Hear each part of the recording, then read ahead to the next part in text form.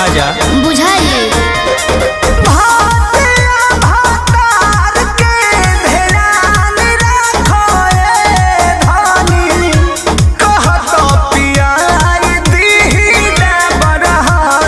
Doctor से हमरा तो माना बा, बिछुआ तो खाए के खाना बा।